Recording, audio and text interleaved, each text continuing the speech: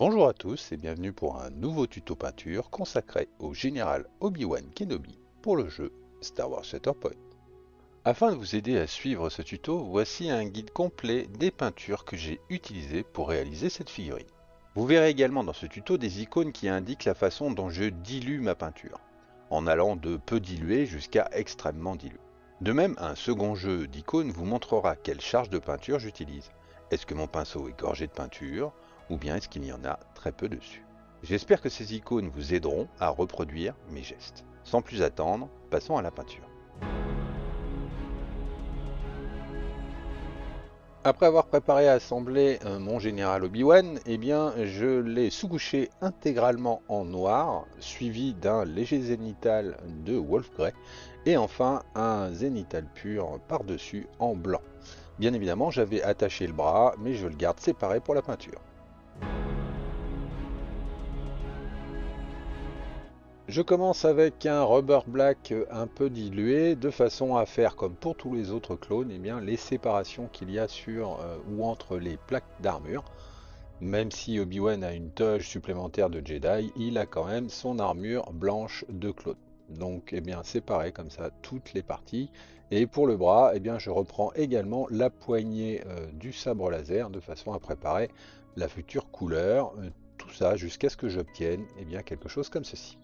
Je viens ensuite avec un beige assez dilué et bien m'occuper de toute la toge justement d'Obi-Wan, et donc là je profite pleinement de mon zénital, donc j'oriente mes coups de pinceau de façon à ce que ma peinture aille bien, dans le sens de ma lumière. Donc vous voyez que là par exemple je remonte puisque j'ai plus de lumière bien sur le haut de mes volumes, et je tire comme ça doucement, j'étale ma peinture sur mes différentes zones. Idem, là vous voyez que ma lumière, j'ai plus de lumière en haut, donc eh bien j'oriente mes coups de pinceau pour monter ma peinture et pousser le pigment pour qu'il en reste le plus possible là où ça doit être le plus lumineux. Alors que sur cette jambe, eh bien c'est à l'inverse, et donc eh bien j'en profite. Jusqu'à obtenir ceci. Je viens ensuite avec un pelle grès reprendre toutes les parties d'armure qui sont peut-être un petit peu trop noires par rapport au zénital, et donc je repasse comme ça à divers endroits mon gris de façon assez diluée, et j'oriente toujours pareil mes coups de pinceau vers la lumière que je souhaite obtenir. Ou en l'occurrence ici, je retravaille la transition d'ombre qu'il peut y avoir entre mes parties encore un petit peu trop noires et ma future lumière sur mes parties. Donc même là, vous voyez sur l'épaule, je vais ajouter en fait un peu d'ombre tout simplement entre les parties et entre les diverses plaques de façon à recréer un galbe, un volume qui soit cohérent avec l'ensemble des lumières que je vais pouvoir poser plus tard. Mais le but est vraiment de corriger, on va dire, le zénital pour que ça ressemble à l'armure d'un clone. Et bien évidemment, je vais faire la même chose sur son bras. A l'aide d'un Dirty Red assez dilué, je viens peindre son insigne d'épaule qui est en creux sur la sculpture. Donc en gros, je remplis le trou et ensuite je reviens nettoyer éventuellement avec un peu de pelle grès le contour jusqu'à ce que j'obtienne quelque chose comme ceci. Je passe ensuite à un Templar White, donc une Valero Express, sur toute mon armure, maintenant qu'elle est reprise, on va dire, en gris pour toutes les parties qui étaient un petit peu trop noires. Et donc j'utilise ma couleur de contraste pour créer quelques petites ombres et quelques petites différenciations au niveau de certaines séparations, que ce soit sur le bras ou sur le corps. Je laisse ensuite sécher cet Express pendant 10-20 bonnes minutes. Avec un brown rose un peu dilué, je viens m'occuper du visage d'Obi-Wan et je profite de mon zénital, donc je tire bien ma peinture, même si la surface de peau est pas impressionnante sur Obi-Wan, je profite quand même un petit peu de mon zénital. J'oublie pas de lui faire son oreille, qui est sur le côté quand même, et je tire la lèvre aussi, puisque elle va être en peau. Du côté sombre, on voit que du coup mon brown rose est un peu plus foncé, parce qu'il profite du zénital. Je viens ensuite avec un Red Brown travailler tous les cheveux et toute la barbe de d'Obi-Wan. Donc j'applique ma couleur, donc là c'est quasiment, je pose une base. Même si ma peinture est assez diluée de façon à pouvoir bien aller dans tous les creux de sa chevelure et de sa barbe, je l'applique quand même de façon uniforme sur l'ensemble de la figurine. J'oriente tout de même mes coups de pinceau dans le sens de mon zénithal. Donc vous voyez que par exemple là je vais remonter sur le haut de la figurine de façon à ce que justement il y ait quand même plus de ma couleur, on va dire, dans les parties qui sont en lumière. Pour sa ceinture, je vais faire simple, je prends un Wool Red dilué un petit peu et je viens repasser toute la ceinture en cuir de façon à garder un peu du zénithal et à quand même bien marquer ma couleur sur toute cette partie jusqu'à obtenir ceci.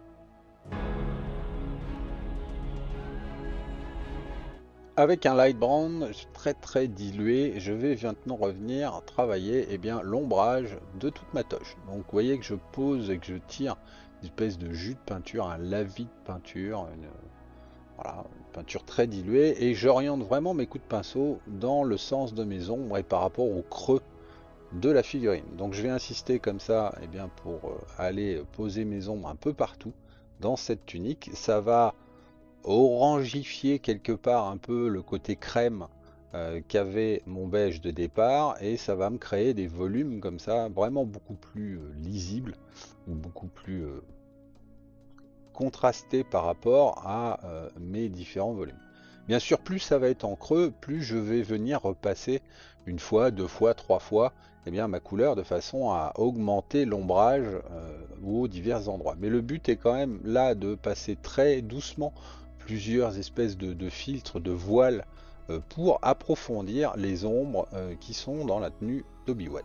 Laissez bien sécher vos différentes zones avant de revenir ajouter une deuxième couche. Et sinon vous allez en fait enlever la première et donc vous n'allez pas ajouter de deuxième couche. Et comme ça, petit à petit, que vous allez monter vers votre light brown, vous allez créer des zones vraiment d'ombre et de lumière, et vous allez pouvoir renforcer certaines zones, certains endroits, certains plis. Et c'est vraiment le but de la méthode. Donc prenez votre temps, ajustez bien comme ça vos ombrages, et vous verrez, il n'y a aucun souci. Je mélange ensuite mon light brown avec mon beige de façon à avoir une couleur intermédiaire qui va me permettre de travailler les transitions, c'est-à-dire les endroits où je passe de mon ombre vers ma lumière, et donc à reprendre comme ça divers arêtes, diverses zones qui vont me permettre de corriger quelque part le travail que je viens de faire avec le light brown. Donc là c'est vraiment très subtil et ma peinture est vraiment bien diluée de façon à être assez peu couvrante pour ne pas repeindre les ombres que j'ai pu poser. Mais on va voir qu'à certains endroits, le fait de reposer cette couleur va recréer quelque part les lumières, les différentes lumières que je souhaite donner à la sculpture de cette figurine. Plus vous allez prendre de temps comme ça à reposer quelques petites lumières tout en gardant les ombres, plus vous allez ajouter de contraste, de définition et de lisibilité à la figurine. Et à force comme ça de remonter mes lumières et de pousser de plus en plus vers mon beige et non plus seulement mon mélange 50-50, je vais pouvoir booster comme ça l'ensemble des lumières que je souhaite mettre en avant par rapport au zénithal que j'avais pu avoir au début. Donc c'est très fin, très doux, et au final ça ne reste que quelques traits qui viennent mettre en évidence les arêtes principales ou les zones principales de lumière, mais plus vous allez monter comme ça et plus vous allez augmenter encore le contraste et donc encore une fois la lisibilité globale sur la figurine. Et vous devriez maintenant avoir quelque chose comme ceci. Mais vous le savez, j'aime pousser plus loin, donc je vais revenir avec un ivoire, pareil, assez dilué, reprendre vraiment toutes mes lumières extrêmes, toutes celles que je souhaite vraiment mettre le plus blanc ou quelque part le plus lumineux dans la tenue d'Obi-Wan, et je reviens passer ma couleur comme ça, très doucement, en petits traits, en petits points, en limite même en hachuré, de façon à créer une espèce de texture dans le tissu, une espèce de lin crayeux, on imagine comme ça pour les Jedi. Et donc je tire comme ça vraiment de petits traits, de petits points que je pousse pour booster les lumières aux endroits vraiment lumineux de la figurine. C'est vraiment le point culminant de la lumière, et donc je vais comme ça mettre vraiment des petits points ou des tout petits traits. Mais c'est ce qui va faire la vraie différence et la vraie définition par rapport à 100. Je m'occupe maintenant du reste de son armure, donc je vais venir avec un Blue Gray reprendre un mélange 50-50 avec mon Pale Gray et je vais comme ça booster, comme je l'ai fait sur la toge, la définition de tous les panneaux et de toutes les petits linings que peut comporter le reste de son armure. Donc ses bottes et son home sur le haut de la figurine. Mais le but est comme ça d'adoucir et de faire monter progressivement la lumière dans ces gris, puisqu'on verra qu'on ne travaille pas quasiment pas de blanc, sur les différentes parties, sur son bras, etc., etc. Donc reprenez bien votre temps jusqu'à obtenir quelque chose comme ceci. Venez ensuite avec le blue gray pur, affiner les lumières que vous souhaitez être présentes sur la figurine. Donc partout où vous souhaitez ou vous pensez que la lumière doit être plus forte, repassez cette couleur. Profitez-en pour gérer aussi tous les petits linings de bordure d'armure ou de manches ou sur les bords comme ça des arêtes de ses jambes. Ça va augmenter le contraste, la définition, la lisibilité, etc., etc. Donc c'est un petit jeu de patience. Ça va pas vous prendre énormément de temps parce qu'il a quand même que deux jambes et que assez peu d'armure au final. Mais ce travail est important parce que c'est ce qui va rendre la chose blanche et non plus uniquement grise. Donc affinez vos zones de travail, réduisez-les petit à petit jusqu'à pousser jusqu'à un vrai blue-gray bien visible sur les extrémités. Insistez quand même un petit peu plus avec cette couleur sur le haut de la figurine que sur le bas, puisque la lumière doit être globale, il y a plus de lumière logiquement sur le haut de la figurine que sur le bas. Pour finaliser ce travail, on va venir avec un blanc, enfin, travailler comme ça toutes les arêtes, les zones vraiment de lumière, donc principalement sur le haut de la figurine, et on pousse comme ça vers le blanc les différentes zones et les différentes sources de lumière sur la figurine. On accentue avec le blanc pur le côté zénital. Voilà. Sur le bas, je vais quand même poser quelques petits points de blanc ou travailler quelques arêtes sur les endroits qui doivent capter le plus la lumière. Mais au final, il va y en avoir quasiment que devant et assez peu. Ça va se réduire à quelques toutes petites zones ou quelques petits linings. Mais le fait de faire culminer comme ça au blanc mon armure va faire qu'elle va paraître blanche au global. Et bien sûr, on n'oublie pas de faire la même chose, et dans le sens du zénital, sur le bras. J'ajoute ensuite un peu de blue gray à mon rubber black pour me faire une espèce de gris qui va venir me permettre d'éclairer les parties caoutchouteuses de l'armure de la tenue d'Obi-Wan. Et donc je tire comme ça quelques petites zones de lumière, toujours par rapport au sens de ma lumière. Et je travaille les petits plis, les petites arêtes de façon à booster ma couleur. Ça va me permettre d'ajouter de la définition dans ces parties noires et de booster les arêtes ou les parties qui sont vraiment dans la lumière pour qu'elles ne soient pas purement noires. J'ajoute ensuite un peu plus de blue gray dans mon mélange et je viens comme ça affiner les différents détails, les différentes arêtes de façon à rendre encore plus lisible ou plus contrasté les divers plis, les divers replis dans toute cette tenue noire. Et encore une fois, bien évidemment, je procède de même sur le bras qui est détaché tout en respectant le sens dans lequel il sera posé à la fin. Avec un Reikland Flesh Shade de chez Citadel, je viens comme ça marquer tous les ombrages dans la peau et les cheveux d'Obi-Wan. Donc je pose généreusement mon shade et si j'en mets trop, je viens enlever l'excédent. Mais le but est vraiment de marquer jusqu'à obtenir quelque chose comme ça que l'on va laisser sécher. Avec un Agraxer Shade, je fais la même chose, mais sur toute la ceinture, les cuirs, on va dire que comporte le général Obi-Wan. Et donc j'applique mon shade comme ça, pareil, assez généreusement, de façon à bien marquer tous les plis et à remplir toute la ceinture. Et je laisse bien sécher ces deux shades pendant environ 15 minutes de façon à pouvoir retravailler par-dessus. Il est maintenant temps d'affiner le visage d'Obi-Wan et donc j'ajoute un peu de Sunny Skin Tone à mon brand rose et je viens encore une fois définir toutes les rides d'expression, renforcer la lumière dans le sens de mon zénital et booster ainsi comme ça la peau, le travail de la peau sur son visage. Et on n'oublie pas de travailler les petites zones comme par exemple sa lèvre ou les oreilles, mais également la petite partie de cou qui est visible. J'ajoute ensuite un peu de Basic Skin Tone à mon mélange et je continue à définir, à redéfinir ou à pousser la lumière sur ces différentes zones d'expression du visage, en étant très fin bien évidemment, mais plus vous allez pousser comme ça la lumière dans le visage, plus il sera lisible et réaliste. Dans le côté ombré du visage, vous devez quand même un petit peu pousser cette lumière, mais sur des zones encore plus réduites, de façon à ce que l'ombre soit bien visible. J'ajoute ensuite un peu de Tan Earth à mon Red Brown de départ pour les cheveux, et je viens comme ça, avec cette peinture, retravailler la lumière, et donc tirer la lumière sur sa barbe et ses cheveux, et comme ça orienter la façon dont la lumière va se propager dans la chevelure d'Obi-Wan.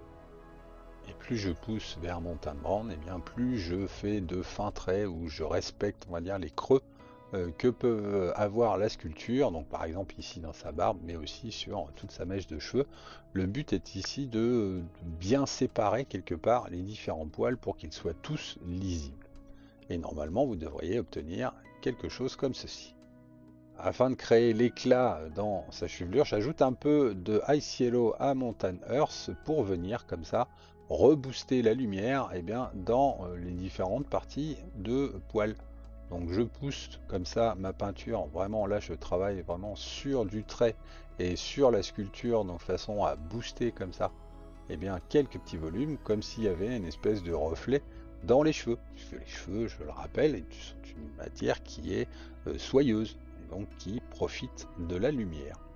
Donc éclairez bien comme ça les différentes parties, de façon à bien remonter et booster là tous les poils et tous les cheveux d'Obi-Wan jusqu'à obtenir quelque chose comme ceci. On va maintenant travailler avec un turquoise l'OSL de son sabre, parce qu'il a quand même son sabre laser très proche du visage. Donc avec mon turquoise extrêmement dilué, je viens travailler comme ça des halos de bleu sur les endroits qui sont supposés refléter un petit peu ou être très proches du sabre. Donc ça veut dire son bras, ça veut dire une partie de son visage, ça veut dire le haut comme ça de son armure, y compris dans la partie noire. Et ensuite je viens avec un Ducat Blue pur travailler l'épée en elle-même, puisque la couleur de l'épée doit être plus lumineuse que l'OSL qui est porté sur Obi-Wan. Avec un Sky Blue, je vais venir éclaircir comme ça, faire un lining dans mon sable de façon à lui donner un côté un peu plus lumineux à l'intérieur. Et avec mon Pastel Green sur l'extrémité, je vais booster comme ça le côté blanchi du sabre laser. Je vais utiliser cette même couleur pour venir booster le reflet ou l'OSL qui est présent sur Obi-Wan. Donc je retravaille les différents angles puisque la lumière épouse les différentes lumières qui sont déjà présentes. Une fois que c'est fait, je viens recoller mon bras sur Obi-Wan et je retravaille un peu mon OSL pour être un peu plus précis par rapport au positionnement de la lumière. Je décide de booster un tout petit peu vers le blanc le bout de mon sabre pour que ça soit encore plus flagrant. Et bien évidemment, vu que je l'avais oublié, je fais les yeux d'Obi-Wan, donc un trait de blanc à l'intérieur, et ensuite je viens avec un petit point de noir poser la pupille dans l'œil, et vous avez maintenant un Obi-Wan qui voit. Je viens ensuite avec un gunmetal travailler les différentes parties de sa ceinture, les boucles de ceinture qui sont présentes, de façon à booster un peu cette ceinture. Je travaille bien évidemment aussi la poignée du sabre laser, en insistant au niveau de ma couleur, là où c'est au plus haut de la lumière sur le reflet de ce sabre. Et voilà, le général Obi-Wan Kenobi est prêt à repartir diriger la 212e afin de protéger la République. Je ne vais pas peindre le socle de cette figurine dans ce tuto, je vous renvoie vers la vidéo que j'ai consacrée spécialement au socle pour le jeu Shatterpoint. Si vous avez aimé cette vidéo, n'hésitez pas à la liker, à la commenter ou à la partager. Vous pouvez également vous abonner à la chaîne et en activant la cloche, vous serez prévenu de la sortie des prochains tutos concernant le jeu Star Wars Shatterpoint. J'espère que ce tuto vous aura plu et rendez-vous pour le prochain, et en attendant, que la force soit avec vous.